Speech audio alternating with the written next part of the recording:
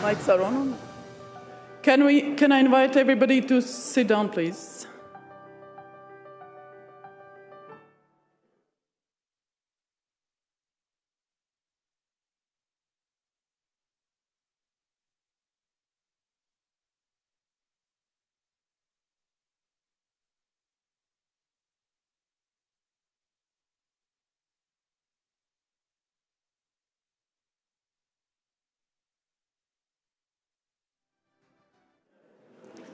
Good afternoon.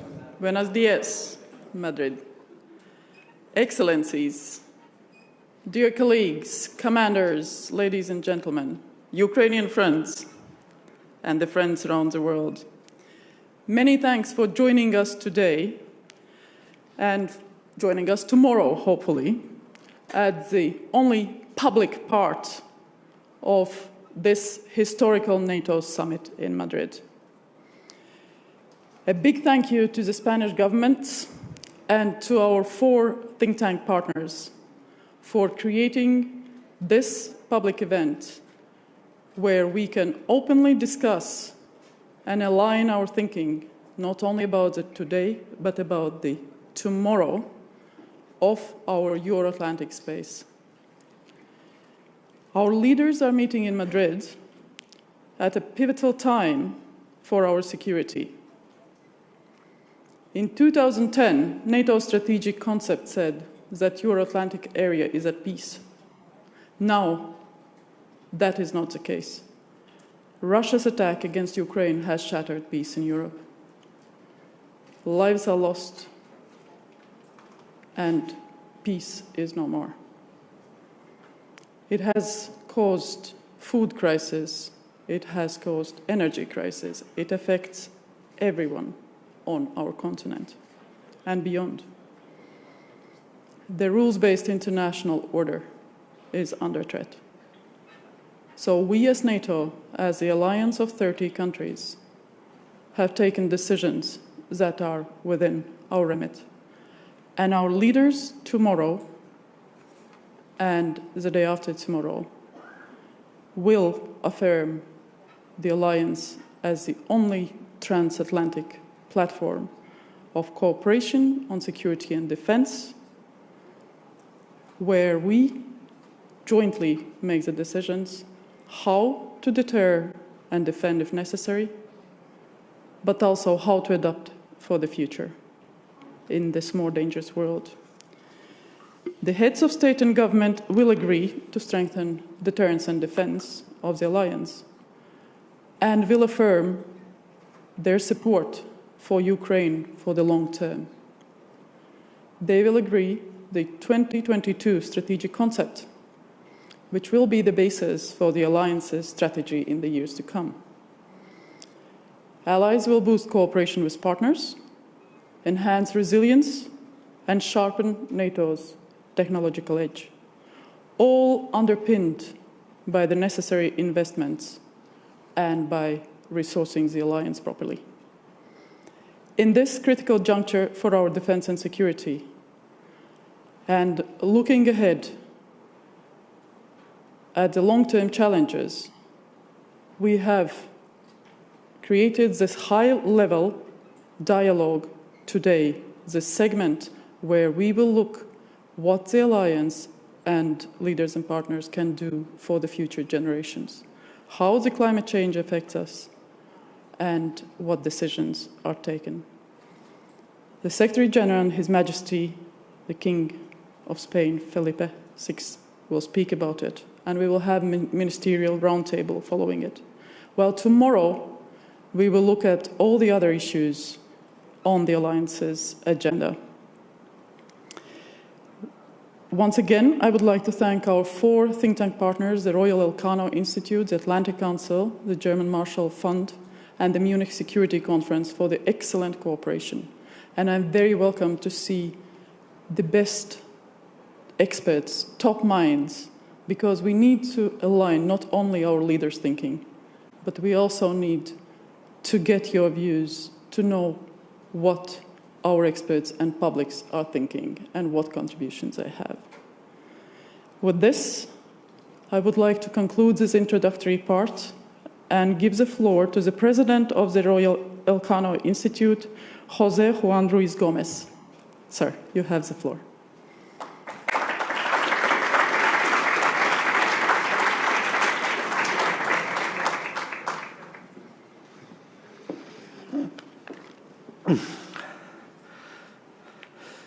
Deputy General Secretary, Ambassador Brace, dear Beba, Your Excellencies, ladies and gentlemen, friends. Let me first of all welcome you to this forum on behalf of the El Real Instituto Elcano, one of the 4 co-organizers of this important event. Let me begin by thanking Ambassador Brace and her team and NATO for their trust and cooperation, and our 3 partners, the Atlantic Council, the German Marshall Fund of the United States, and the Munich Security Conference, for an excellent collaboration. It has been a pleasure and a privilege working with each and every one of you. And let me, of course, thank all our speakers, moderators, and participants for your commitment, and to thank Elcano's team for the tireless effort during these months. We have an exciting program ahead of us. Over the next 1.5 days, key decision makers, experts, and representatives from civil society will gather to discuss freely the key challenges and opportunities that lie ahead for us in our alliance. And I emphasize freely. This is what brings us together as an alliance: our commitment to freedom and democracy, our shared values and principles, which are currently under assault as we all witness the unprovoked and illegal war that is being waged by Russia against Ukraine. Our thoughts are, of course, with that brave country, with their people and leaders. I am sure all of you have heard countless times by now that NATO summit in Madrid is a historic one, and it is. First and foremost, it is a historic summit because it takes place under the shadow of war in Europe. But it is also a historic summit because it will lead to the adoption of a new strategic concept, and not just any strategic concept, a strategic concept that aims to adapt our alliance for a world dominated by the return of strategic competition. As our leaders meet here in Madrid to discuss how to navigate an increasingly challenging and complex world, it is our duty to continue to test new ideas and exchange perspectives on how to tackle the many challenges our alliance face. Hence, the importance of initiatives like this forum, and the importance of free and dynamic civil societies. That is our edge, and we must cherish it.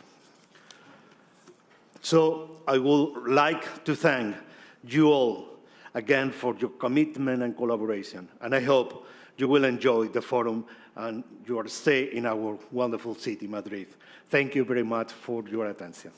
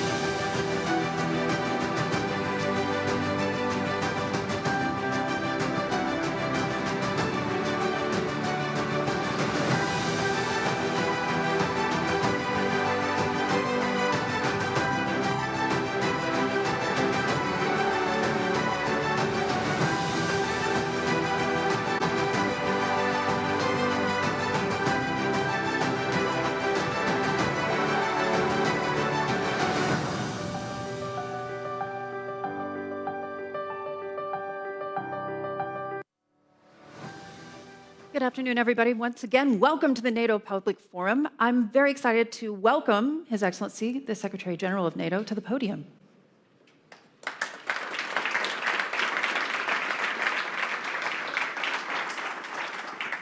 Thank you so much, Hadley, and Your Excellencies, ladies and gentlemen. It's really great to see you all, and it's great to be here today, just before we start the NATO summit. At this summit, we will address all the issues that affect our security. Russia's war in Ukraine, cyber, terrorism, disruptive technologies, and many other threats and challenges. But we also know that climate change poses a serious risk to us all. So therefore, I'm very pleased to be with you today at the first high-level dialogue on climate change and security, bringing together NATO allies with partner nations and other stakeholders from around the world. And I thank you all for being here today. From the high north to the Sahel, climate change is a crisis multiplier. More extreme weather devastates communities and fuels tensions and conflicts. Climate change matters for our security, so it matters for NATO. That is why NATO is determined to set the gold standard on addressing the security implications of climate change. Here in Madrid, leaders will endorse a new strategic concept, the Madrid Strategic Concept. It will state that climate change is a defining challenge of our time. For NATO, this means three things: increasing our understanding, adapting our alliance, and reducing our own emissions. First, increasing our understanding. Today, I am releasing our first ever assessment of how climate change affects our security. Our military assets, installations and activities, as well as our resilience and civilian preparedness. Climate change deeply affects the environment in which our women and men operate. From extreme heat in our training missions in Iraq to melting ice in the Arctic. And from rising sea levels and storms that threaten our naval bases to the hurricanes that disable our airfields. The list is long. There are many ways climate change affects our security. So second, we must adapt, providing our armed forces with the equipment they need to operate in extreme heat and extreme cold. Training them to assist in disaster relief, reinforcing our coastal facilities against rising water levels, and addressing the security implications of more economic and military activity in the high north. We have identified the initial steps in our adaptation. We now take account of climate change when planning our operations and our missions, and when developing new capabilities. This way, we make sure we remain effective in increasingly harsh environments. And third, we must reduce the impact of our military activities on the climate. We cannot compromise our military effectiveness. NATO is about preserving peace through a credible deterrence and defense. Nothing is more important. If we fail to preserve peace, we will also fail to fight climate change. At the same time, we also have a responsibility to reduce emissions. To this end, we have developed the first methodology for measuring NATO's greenhouse gas emissions, civilian and military. It sets out what to count and how to count it. And it will be made available to all allies to help them reduce their own military emissions. This is vital because what gets measured can get cut. Based on this new methodology, I can announce today the first emission targets for NATO as an organization. By 2030, we will reduce emissions by at least 45%, reducing to net zero by 2050. We have conducted thorough analysis of how to do this. It will not be easy, but it can be done. A big part of this will be our transition away from fossil fuels. All allies are committed to reducing their greenhouse gas emissions as part of the Paris Agreement. Adapting their militaries will contribute to this, including more green tech such as renewables, climate-friendly synthetic fuels, and more energy-efficient solutions. There is a technological revolution happening right now, a green energy revolution, one that can be of huge benefit for our militaries. Already today, the best new cars are actual electric cars. And I believe that in the future, the most advanced military vehicles and the most resilient armed forces will be those that do not rely on fossil fuels. By making our equipment more efficient and by taking full advantage of new technologies, we can improve our militaries and strengthen our security, as well as help tackle climate change. It will also increase our resilience. The war in Ukraine shows the danger of being too dependent on commodities from authoritarian regimes. The way Russia is using energy as a weapon of coercion highlights the need to quickly wean off Russian oil and gas. At the same time, we must not swap one dependency for another. Lots of new green technologies and the rare earth minerals they require come from China. So we must diversify our energy sources and our suppliers.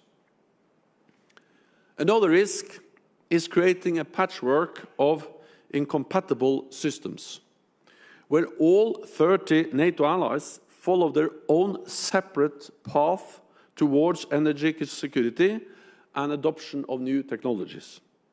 This would present serious risks to our interoperability. Instead, we should work together to ensure that national policies enhance our collective military strength, and NATO is the ideal platform for allies to coordinate our efforts. By setting shared benchmarks and standards, we can innovate together while maintaining our operational effectiveness. So therefore, I will ask NATO civilian and military authorities to develop a new energy transition by design initiative and present it at the next high-level dialogue meeting next year. These high-level meetings will be held annually, establishing NATO as a nexus between climate and security. Climate change is not a threat that exists far beyond the horizon or long into the future. We see its impact on our security right now. We now have a plan with concrete actions to address the security risks of climate change, to ensure our alliance adapts to the new challenges, and to protect NATO's 1 billion citizens. Thank you so much.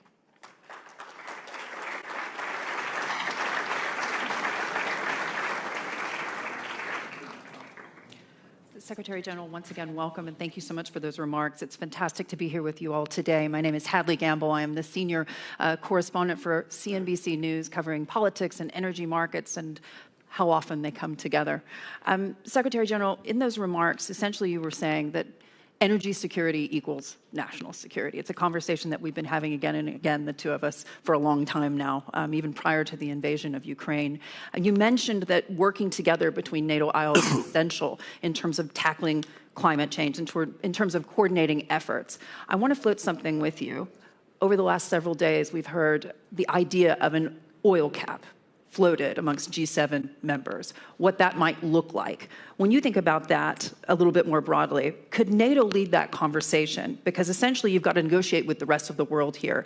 And a lot of the rest of the world blames the West and blames NATO for inflation, high energy prices, and the idea that we could at some point in the near future be talking about a food scarcity problem that could eventually lead to famine. So in terms of that oil cap, how do you think that that's actually going to get done, and will NATO lead the way? So first of all, I think that you now mentioned many challenges, and we have to understand that all of those challenges are related to the war in Ukraine, which is a brutal war of aggression by President Putin against the independent sovereign nation in Europe.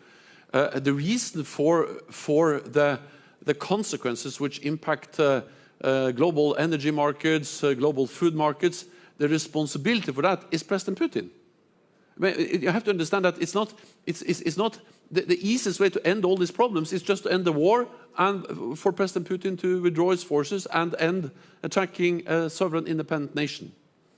Then I think we also have to remember that the reason why we have the challenges with, for instance, food prices and the problems of getting grain out to Ukraine is not because of our economic sanctions. There are no sanctions from NATO allies against exports of grain. So the reason why it's hard to get grain out of Ukraine, food out of Ukraine, is the war, is the Russian blockade. Then I, of course, recognize that our economic sanctions, for instance, on parts of Russian industry, on the financial sectors, also have global ramification, also for the energy markets. And therefore Europeans, NATO allies, the United States partners, they pay a price. There is no way to deny that.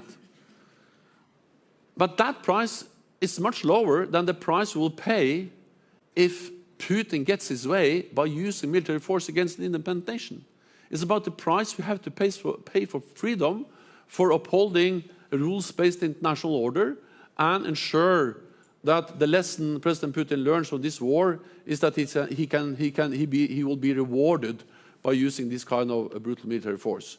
So I'm not in a way suggesting that there is zero consequences for us economically as a NATO allies and partners by the sanctions we are imposing on Russia. But I'm saying that the most severe are direct consequences of the war itself, grain, and second, that the fact that we are paying a price is actually a price is worth paying to support the brave Ukrainian people in upholding the right for self-defense. Then on that specific issue of oil cap, well, the message from this high-level meeting and also in the assessment I delivered today was to look at the direct link between military activities, climate change and our security.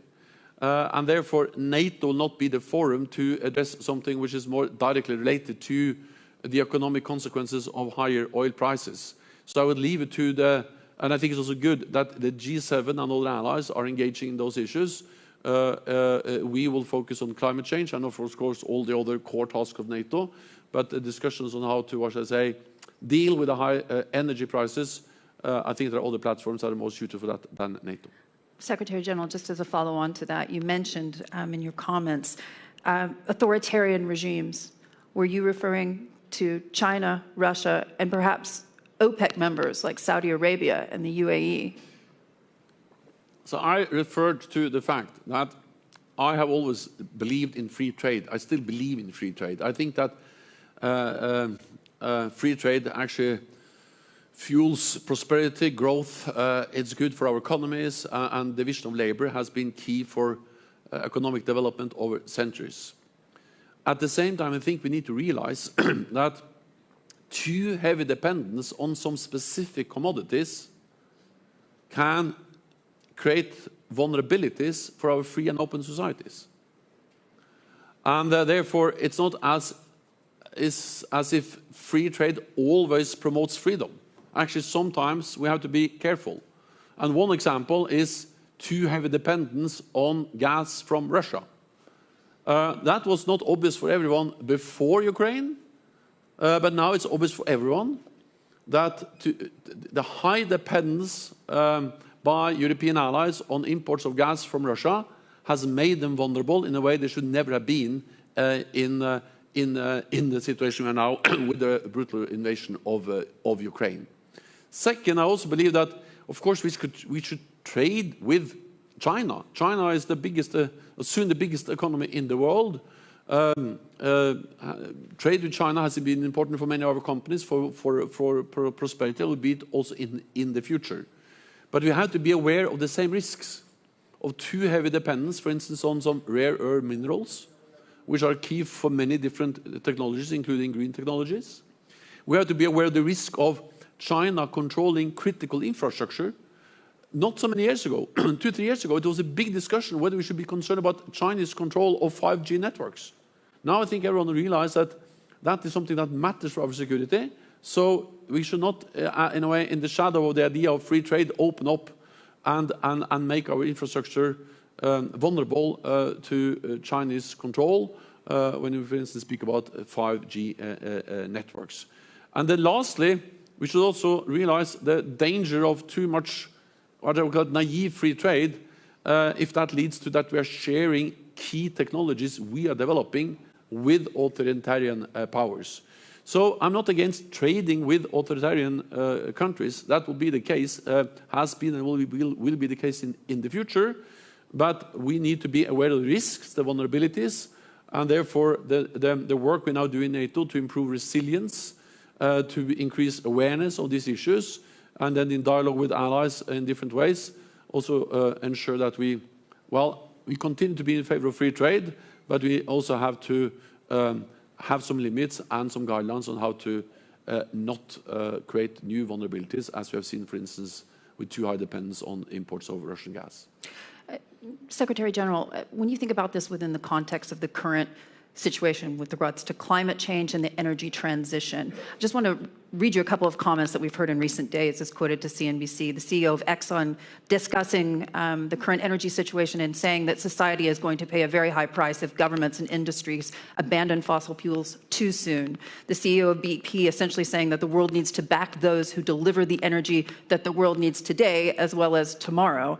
When you think about that within the context of where we are now, there is deep concern that consumers across the West and elsewhere are going to basically face a cost of living crisis in the coming months as a direct result of the situation that we're seeing today in Ukraine.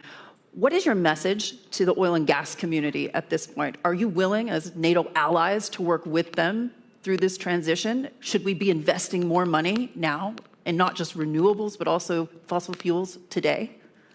So first of all, many NATO allies are, of course, working very closely with the industry, also the energy industry, and also those parts of the energy industry that are investing in fossil fuels.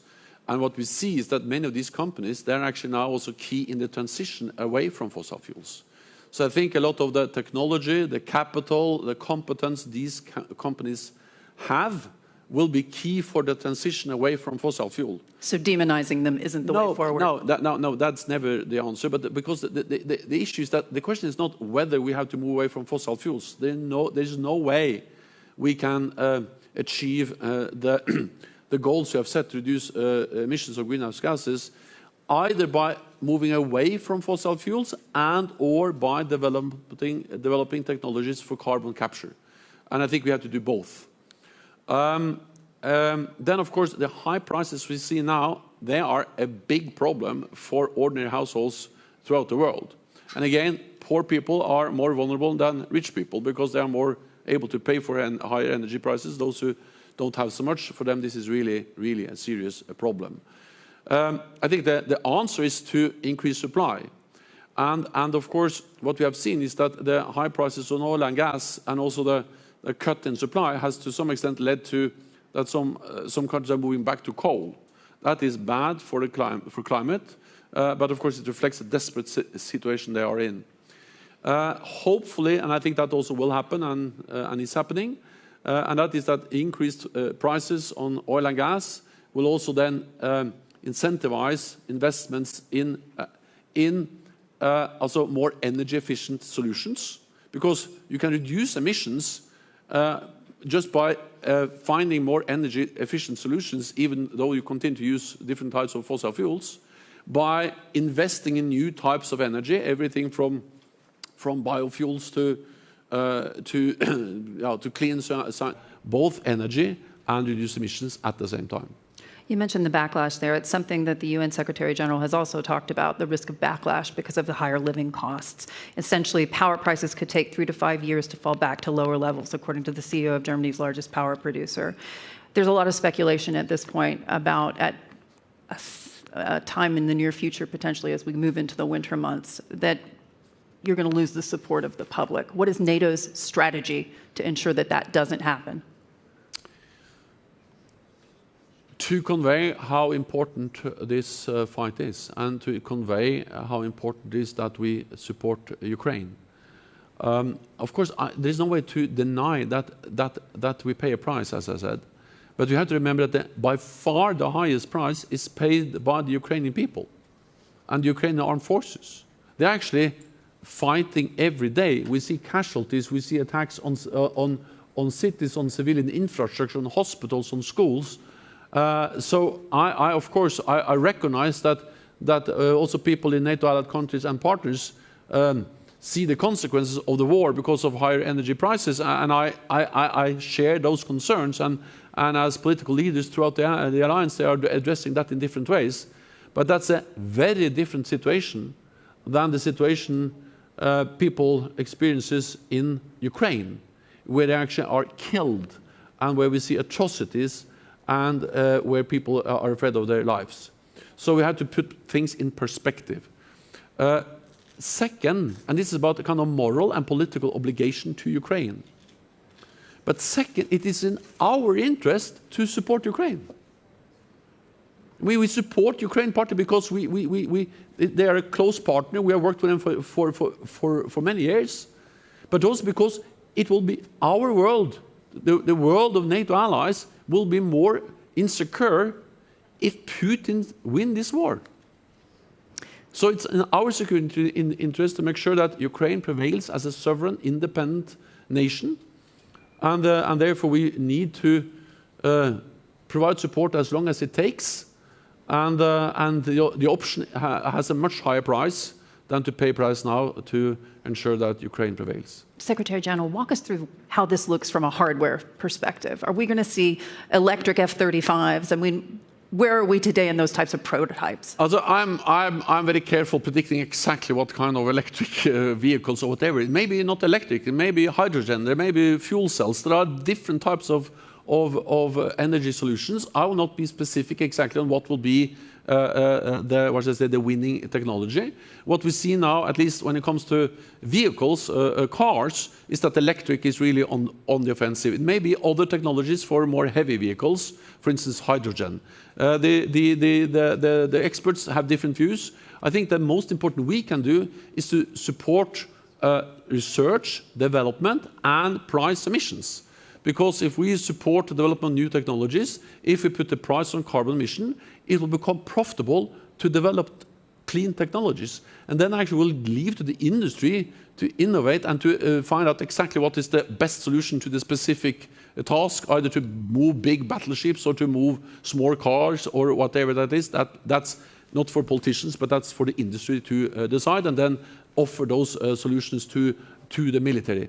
What I'm absolutely certain about is that if there is a technological revolution taking place in the civilian sector, which is now the case, with less and less dependence on fossil fuels and more new green technologies for all energy solutions in the civilian sector, from electric cars to carbon capture to fuel cells to hydrogen in the civilian sector, it will not be good for the military if we end up as the only fossil fuel sector left in the world some decades from now. That will weaken our military capabilities. So if we want to maintain the technological edge and have the best cars, the best planes, the best technologies, then we need to be green, not only because we care about climate change, but because we care about having the best technologies in our armed forces. So in the short run, there may be a contradiction between green and military effectiveness. In the long run, green and military effectiveness is the same. Secretary General, we only have a few minutes left, and I have to ask you one of the burning questions ahead of the next couple of days, and that, of course, is Sweden and Finland and their joining the alliance. Where are we today with that question? The decisions by Finland and Sweden to apply for membership, they are historic, and that will strengthen the security of Finland and Sweden, of NATO, and be important for the whole transatlantic alliance. At the same time, we need to ensure that when new allies or new countries join the alliance, we have to take into account the security interests of all allies. And Turkey has expressed some serious concerns on issues like terrorism. And we all know that no NATO ally has suffered more terrorist attacks than Turkey. Thousands of people have been killed, and PKK and other groups, they are responsible for these terrorist attacks, and PKK is a terrorist organization. That is something which is also not only many NATO allies proscribe PKK as a terrorist organization, but the European Union, Finland and Sweden. So of course, to sit down then and discuss with Turkey how can we step up, do more together in fighting terrorism, which is a threat to our security, is an issue that is absolutely legitimate and important as part of the accession process we now and dialogue we now have with Finland and Sweden. I will not, promise anything. I can only tell you that I have spoken several times with President Erdogan, with the Finnish and the Finnish president, and with the Swedish Prime Minister. We will meet later on today, President Erdogan, President Niinistö, and Prime Minister Andersson, and I hope that we can make some progress, but let's meet first, and then I can update you afterwards. Secretary General, all my friends in the press corps are going to be jealous of that. When you think about this a bit more broadly, sir, billions of dollars of weapons and aid going to Ukraine, unprecedented economic sanctions on Russia, the Russian ruble currently stable. Those sanctions undoubtedly will see more effectiveness as time goes on. But there is a big portion of the world, part of the world I live in, the Middle East, and looking out to the Sahel, as you mentioned in your speech earlier, to Africa, elsewhere, very worried about food security issues. They're very worried about famine. They're worried about higher energy costs and, frankly, civil and social unrest. What is NATO's leverage there in convincing countries like China, like India, to pay at a cap for Russian oil or to leave Russian energy supplies altogether? Well, so first of all, again, the food prices, I fully understand that people all over the world, including in the Middle East and in Africa, are extremely concerned. But the reason for increased food prices is not NATO, it's not sanctions, it is Russia's brutal war against Ukraine, full stop. And if President Putin was willing to stop the war, at least allow ships to sail with grain out of Ukraine, it will help to reduce the food prices. I welcome the fact that NATO allies, in different ways, but actually in particular Turkey and President Erdogan, are engaged in different initiatives to try to find a way to get grain out also on ships over the Black Sea, but also some initiatives to try to at least increase to some extent the amount of food we are getting out on land over NATO and EU territory in Europe. There are some serious logistical challenges with that, but at least it can help perhaps to increase somewhat the amount we are getting out. Then on China, well, one of the messages we have is that we don't regard China as an adversary, and China, of course, is soon the biggest economy in the world. We need to engage with China, for instance, on issues like climate change. It matters for the whole energy market. But we are disappointed by the fact that China has not been able to condemn the Russian invasion of Ukraine, that China is spreading many of the false narratives about NATO, the West, and also that China and Russia are more close now than have ever been before. We saw that in the joint statement by China and Russia, President Xi and President Putin, in the beginning of February, where they said that the partnership was limitless, I think was the language, but at least they stated very clearly, both China and Russia, that they were against any NATO enlargement, and that is the first time China so explicitly has in a way had a strong opinion directed against NATO and NATO enlargement. And doesn't that worry you that there is a situation where you could see NATO versus the rest of the world? But I mean, we cannot stop support Ukraine because not all countries all over the world supports us. Then we had a vote in the UN where 141 nations condemned the invasion. We have a responsibility to support Ukraine, partly by providing support, military support, economic support, humanitarian support. NATO allies have supported Ukraine since 2014. We didn't wake up in February 2022. Actually, I've been in Yavoriv and other places in Ukraine where I've seen Canadian, US, UK, and also NATO personnel training, helping, equipping the Ukrainian armed forces. The Ukrainian armed forces was much better equipped, much better trained, much larger, much better commanded in 2022 than in 2014. And not least because of the support, the training, the equipment they have received for many years from NATO allied countries. It's first and foremost the bravery, the courage of Ukrainians that have enabled to stand up against the brutal Russian invasion, but the support they have achieved from 2014 and onwards has of course also been key. Now our responsibility is to step up, do more, and be ready to stand for the long haul, because this may last. So if the issue is that we should not do this, because it may create the impression that we have some responsibility for some of the problems in the world economy, the answer is absolutely no. We have to continue to support Ukraine, including imposing a price on Russia by imposing sanctions.